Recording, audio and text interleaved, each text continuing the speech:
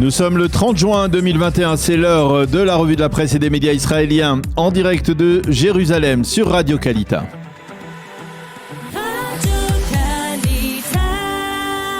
Nous retrouvons comme prévu Daniel Haïk à Jérusalem. Alors Daniel, la logique aurait voulu ce matin que nous commencions cette revue de la presse israélienne par l'intense activité diplomatique et en particulier par cette visite historique de Yair Lapid dans les Émirats. Mais ce matin, c'est surprenant, aucun des quotidiens ne mentionne ce voyage dans sa une.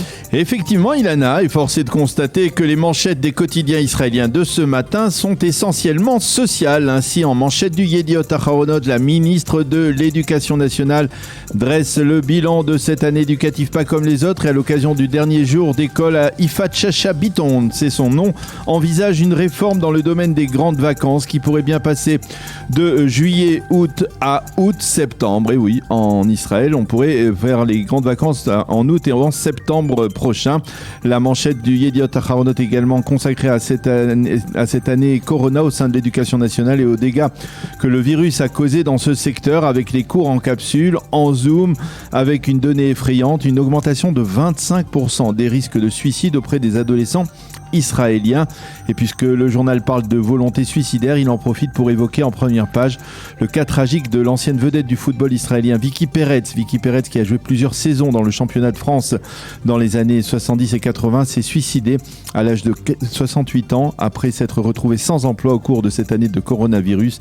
Et les quotidiens israéliens ainsi que les sites d'information reviennent sur la brillante carrière de Vicky Peretz, mais aussi sur les causes de son suicide qui a provoqué une puissante onde de choc en Israël. Mais ce n'est pas tout, puisque le Yediot Aharonot, Daniel, évoque également en une ce matin une autre crise qui sévit cette fois dans le secteur de la santé publique. Et pour cause, Ilana, durant l'épidémie, le ministère a créé plus de 600 postes de médecins et d'infirmiers uniquement pour faire face à l'épidémie et à l'afflux régulier de malades dans les hôpitaux israéliens. Mais désormais, ces 600 postes ne sont plus indispensables et les médecins qui avaient été réquisitionnés, si l'on peut dire, ne le sont plus non plus. Au ministère des Finances, on promet d'envisager une solution pour ces médecins, mais pas dans l'immédiat. Cela intervient, soulignent les quotidiens et les sites d'information, alors que le ministère des Finances, sous la conduite d'Avigdor Lieberman, a confirmé l'arrêt à partir donc de demain des versements d'allocations chômage à plus de 100 000 Israéliens. Et les chaînes de télévision diffusaient hier soir des reportages sur des personnes relativement âgées qui vivaient et tenaient le coup grâce aux allocations chômage, mais qui sans elles vont plonger en deçà du seuil de pauvreté. Le Maariv consacre sa page d'ouverture à ces Israéliens qui vont faire les frais de ces arrêts d'allocation chômage, et le patron de l'Office national pour l'emploi reconnaît que la période actuelle sera critique pour les demandeurs d'emploi les plus fragiles. Curieusement, certains journaux soulignent que cette fin des allocations chômage à partir donc du 1er juillet est accueillie avec soulagement dans certaines entreprises dont les employés préféraient rester à la maison ou aller à la plage plutôt que de ne reprendre le travail.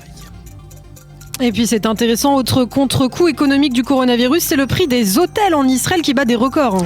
Et oui, tenez-vous bien, en 2 ans, le coût des hôtels en Israël a augmenté de 30 à 60%, ce qui paraît à peine croyable. Explication avancée par les experts, l'épidémie a conduit des dizaines, voire des centaines de milliers d'Israéliens à ne pas partir cette année en vacances à l'étranger et donc à rester au pays. Conséquence directe, l'offre étant devenue nettement inférieure à la demande, les prix des hôtels et même des chambres d'hôtes, les fameuses tzimmer, ont augmenté de manière impressionnante, et ce alors que des pays comme la Grèce et Chypre offrent des packages à des prix défiant toute concurrence. En tout cas, ces développements socio-économiques interviennent alors que le variant indien Delta continue, lui, à sévir en Israël. Oui, alors que les experts admettent qu'en dépit de la vaste campagne de vaccination, Israël n'a pas encore totalement vaincu le virus. Le Haaretz mentionne dans sa page d'ouverture la problématique de l'aéroport Ben Gurion, encore et toujours cet aéroport, et le Haaretz de citer des experts israéliens qui affirment que les efforts entrepris par le ministère de la Santé pour freiner la propagation du virus à l'aéroport sont vains et qu'il est impossible d'empêcher de manière absolue l'entrée du virus. En marge, le Haaretz remet en cause une donnée publiée ces derniers jours sur le fait que la moitié des nouveaux contaminés ont été vaccinés. Le Israël Hayom lui croit savoir que l'immense majorité des cas de variant indien, le Delta, recensé en Israël, provenaient des Émirats et de Russie. Le quotidien gratuit indique qu'à l'aéroport, on tente tout de même de lutter contre le variant indien, qui est responsable de 90% des nouveaux cas, et l'on a décidé donc que les passagers revenant des pays rouges, comme la Russie, le Mexique et même l'Argentine, devront passer désormais par le terminal 1 et non pas par l'actuel terminal, le fameux terminal 3 de l'aéroport. Et puis dans le reste de l'actualité, après ces longues pages économiques, sociales et sanitaires, il faut revenir aussi ce matin à l'actualité diplomatique, bien sûr. Oui, avec une mention, mais tout à fait discrète, de la visite historique de Yair Lapid à Abu Dhabi. Le Yediot Aharonot ne lui consacre qu'un petit encadré avec une photo de la rencontre Lapid et Ibn Zayed et un titre « Nous avons choisi la paix », extrait du discours prononcé hier par le chef de la diplomatie israélienne lors de l'inauguration de la première ambassade d'Israël dans le Golfe Persique. Le Israël Hayom lui titre une page historique hier dans le Golfe et souligne que Yair Lapid a émis l'espoir que ce ne sera qu'un début et que d'autres pays arabes rejoindront les Émirats, le Bahreïn et le Maroc dans cette initiative. En attendant, Ariel Kahana dans le Israël Hayom revient sur la visite de Rivlin à la Maison Blanche et sur le fait qu'en dépit des mises en garde israéliennes, les Américains vont toujours de l'avant sur la voie d'une ratification d'un accord renouvelé avec l'Iran et sur la voie de la réouverture d'un consulat général des États-Unis à Jérusalem qui sera consacré à l'aide aux Palestiniens.